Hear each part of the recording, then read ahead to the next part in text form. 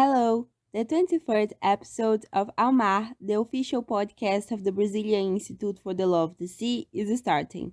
My name is Lillie Lima. I am a law student at the Dom Helder Câmara Superior School and a geography student at the Federal University of Minas Gerais, and today I will present the podcast and talk about ocean science diplomacy with the guest Andrei Polejack. He's a PhD candidate in the Land to Ocean Leadership Program of the Sasakawa Global Ocean Institute of the World's Maritime University in Sweden. Former General Coordinator for Oceans, Antarctica, and Geosciences of the Brazilian Ministry of Science, Technology, Innovation, and Communications. Biologist as background with a master's in ecology, he has been working with marine and Antarctic sciences for almost 2 decades and is now researching science diplomacy in the Atlantic Ocean with linkage to the UN Decade of Ocean Science for Sustainable Development. Finally, alumni of the UN Nippon Foundation of Japan Fellowship on the issue of science policy interface in the ocean decision-making process, having worked in the Division of Ocean Affairs and Law of the Sea, and acted as the global alumni representative of the fellowship, coordinating alumni activities among more than 50 countries. Welcome, Mr. Polejack. How are you? I'm fine, thank you very much, and thank you for having me today. Thank you for your participation in the 23rd episode of the podcast IBDMAR. It's an honor to have you with us. Let's start by talking about your interest in ocean science diplomacy. How and when did you start, and how have you been working with this subject? Oh, nice. Thanks for the question. So, I used to be a bureaucrat. I used to work for the Ministry of Science, Technology, and Innovation in Brazil, which I'm still an employee of. And I started listening in different international negotiations. I started listening to this new term, as science diplomacy, that I wasn't very sure on what it meant. And as time passed by, I started seeing that this was becoming more and more common into international conversations with colleagues, especially when dealing with international cooperation, scientific cooperation in marine sciences. So I asked around and nobody had a single answer, and things were kind of different from whoever you talk to. And at the end of the day, I decided that I wasn't getting any younger and I needed some time off to get myself back to academia and really dig deep into the concepts of science diplomacy and see how it would fit into the ocean governance framework that we have today. And that's when I decided then to do this PhD at the World Maritime University in Sweden here. And it was a beautiful opportunity that just came by in the same time that I was having these intriguing questionings in my head. So that's it. I decided to take this journey. I took a work leave and decided then to study ocean science diplomacy.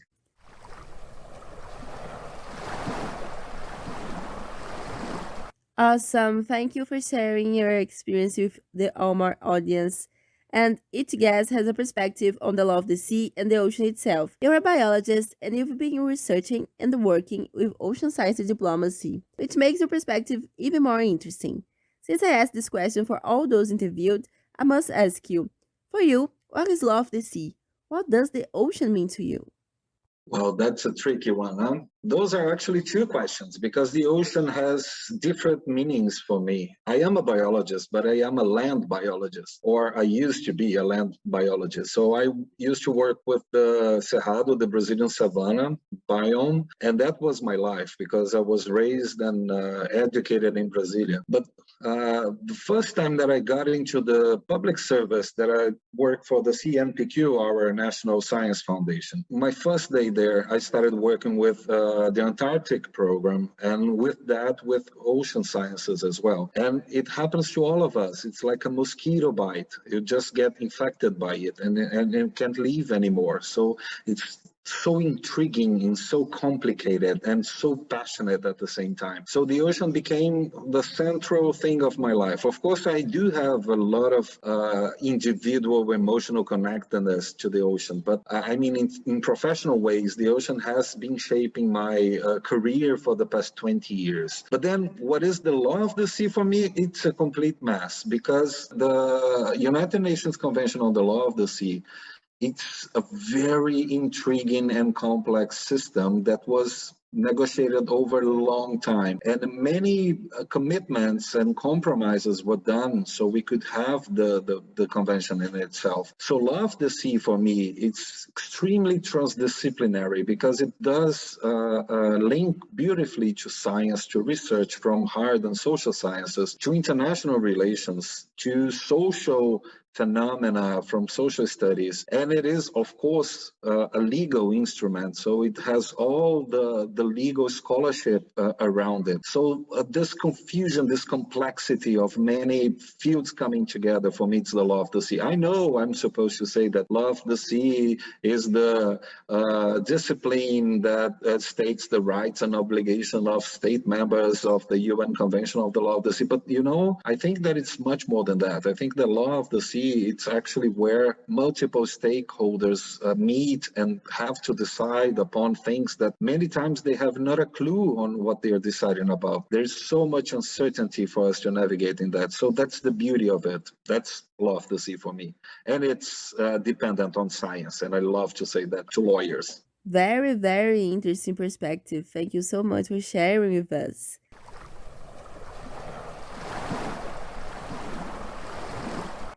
So, let's start talking about ocean science diplomacy more specifically. First, I need to ask to clarify for our listeners, what is ocean science diplomacy and what does it mean for the ocean governance? If you allow me, I'll take one step back, because there is no clear definition of what science diplomacy is. But scholarship up to today classifies science diplomacy as all the interrelationships between research and international relations. So that means some efforts were done to try to classify it. So you have a taxonomy that says that science diplomacy would encompass every time that science gives information for diplomatic decision making. That's one form of science diplomacy. Another one would be that countries would come together in research projects, even though they are conflicting in other areas. So a good example of that is the scientific cooperation in the Middle East. And the third aspect of it is when diplomacy is so eager to have answers from science that it actually raises investment and find ways to fund and to promote and foster science further. So those would be like the classic, I don't know if I can say classic, but the three types taxonomies of science diplomacy. But at the end of the day, it is how research, scientific evidence, the scientific result can feed up international processes, even by fostering a country's foreign policy, for instance. So one good example of that is it's called soft power, science acting as a soft power, because it actually attracts and seduces other countries to your own national values and beliefs. So by doing that, you attract more investment, you attract the beautiful, the big minds around the world to studying in your institutions, to become part of your science and technology system.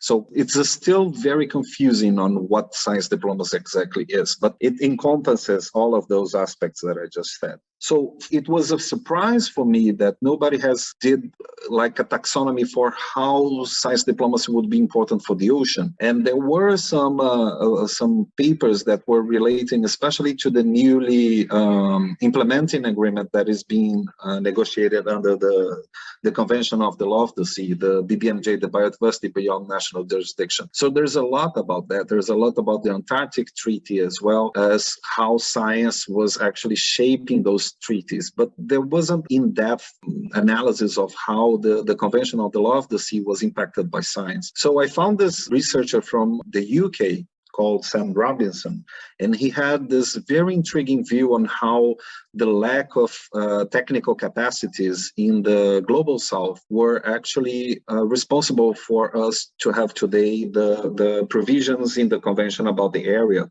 right? The seabed, soil, subsoil, out of national jurisdictions. And from that start, I decided then to dig into it and analyze how the convention was actually framed around ocean science and what we had as scientific discovery and evidence back in the 70s and 80s. And a lot was done in that regard. So until today, many of the decisions that we have to take under international negotiations to promote and implement the Convention of the Law of the Sea are actually based on science, and that's irrefutable. In that regard, that is a process that can be called ocean science diplomacy. So I published a paper about that in Frontiers in Marine Science with a lot of examples, but also analyzing how fundamental, how critical ocean science diplomacy is to ocean governance, to global ocean governance.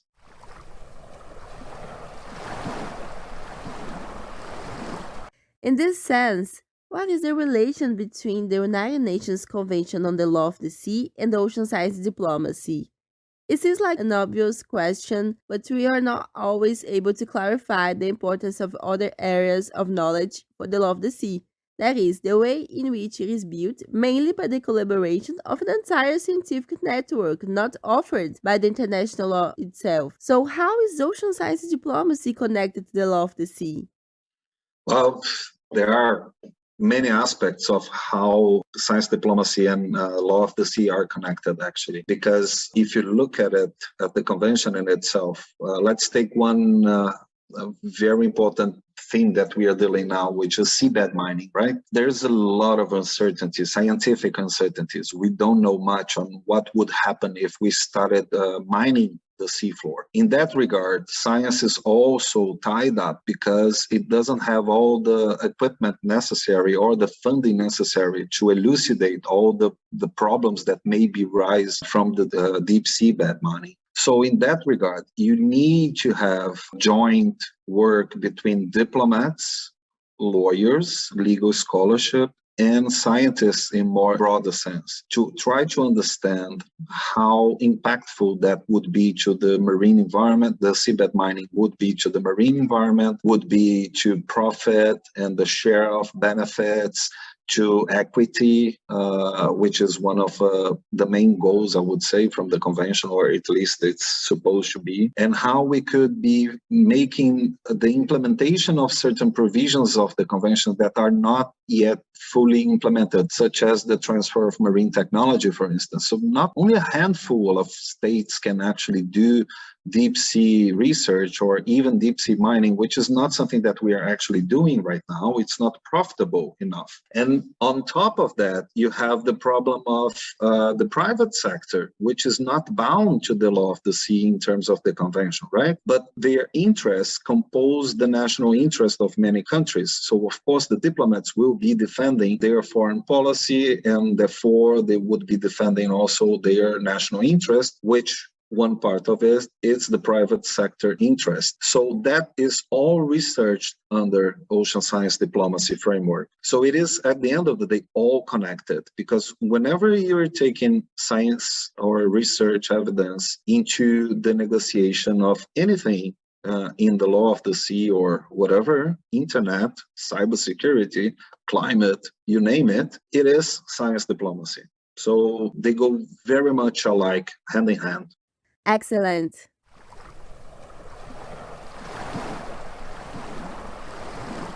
Continuing our conversation, the United Nations Decade of Ocean Science for Sustainable Development has officially started this year, 2021, and I suppose this is a great opportunity to deepen our understanding of ocean governance and make it an indispensable tool for achieving the goals of the Agenda for Sustainable Development. What is the role of the ocean science diplomacy in this?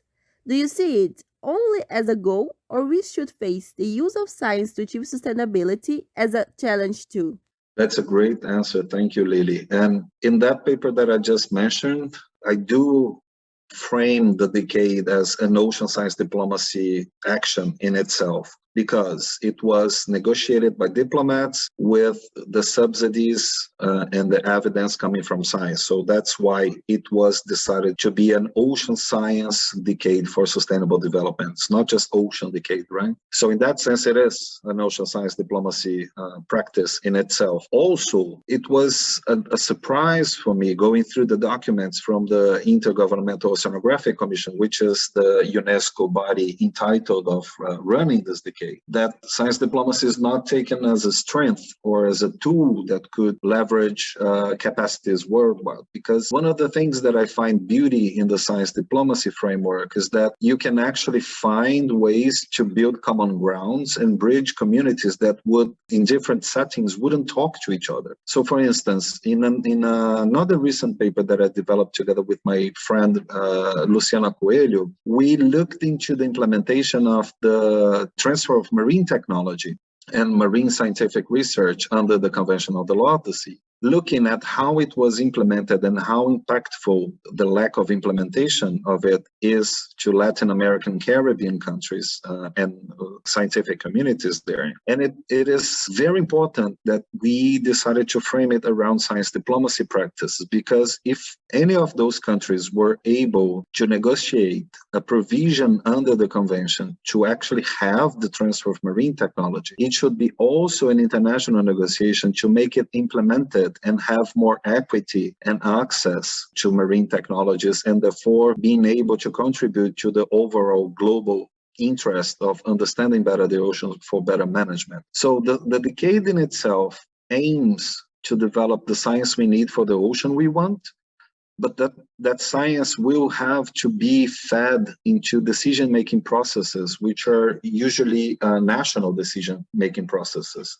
under the jurisdiction of many member states. So with that regard, we need everybody involved. We need the science being developed from north to south, east to west. The only way for that to happen is actually to allow all the countries to leverage their own capacities, scientific capacities, to dwell with their own coasts and oceans and have access to infrastructure and capacity building. So they're also able to be part of it, and therefore would facilitate the absorption of that knowledge into their national decision-making processes. So we have 10 years ahead. If we are to promote sustainability in the ocean, we need to understand it better. We need to lessen the scientific uncertainties we have, and we can't do that with the model that we have today. So business as usual will not solve the problem. We need to hold hands together, and we need to do it as one ocean community. And the only way of doing that is actually bringing capacities up and helping and reaching out for communities, other ways of knowing, and opening up to other perspectives. That's my personal belief, but it's also something that we have, as I did tell you, discussed in this paper with Luciana. Perfect.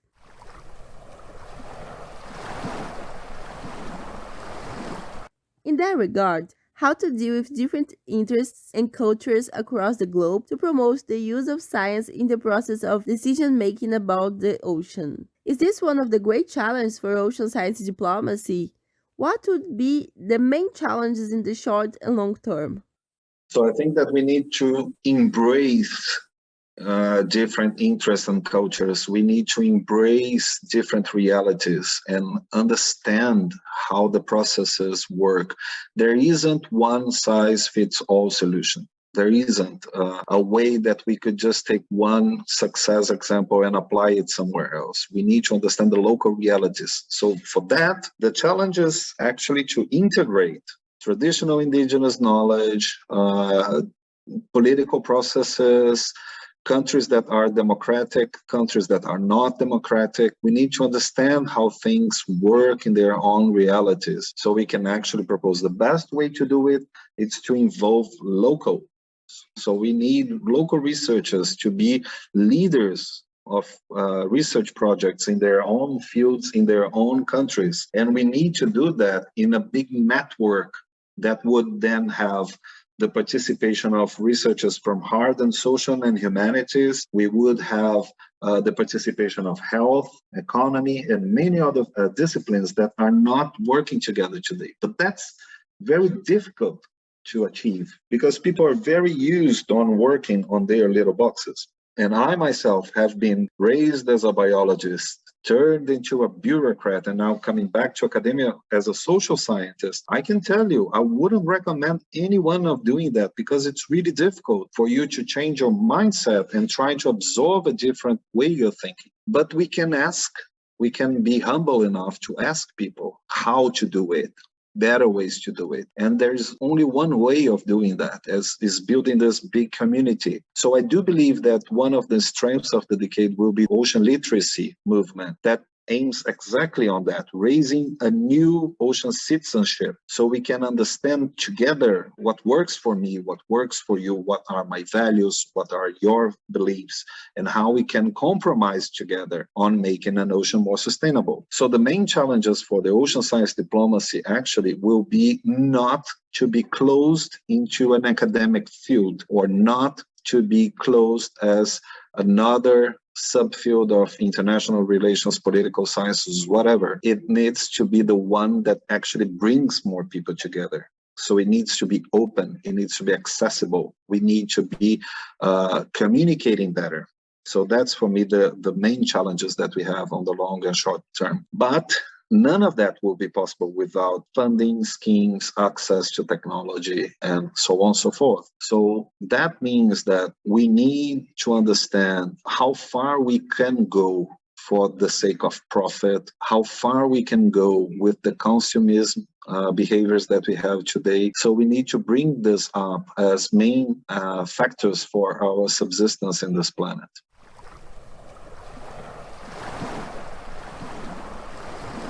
Awesome. Today we talked about ocean science diplomacy, its creation and evolution, its importance for the law of the sea and for achieving sustainability, and the impact of using science for ocean decision making and ocean governance, in addition to the main challenge related to the theme. Thank you so much, Mr. Polejack. It was an honor to have you with us.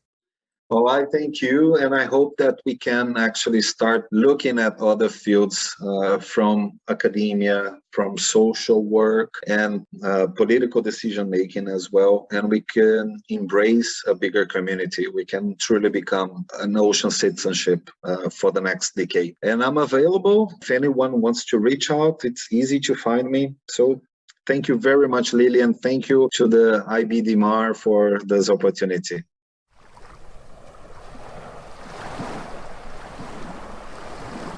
This was the 23rd episode of IBDMAR, the official podcast of the Brazilian Institute for the Law of the Sea. Thank you for listening to us. IBDMAR is available on all streaming platforms. Like and share with friends to receive the main information about the law of the sea. See you next time.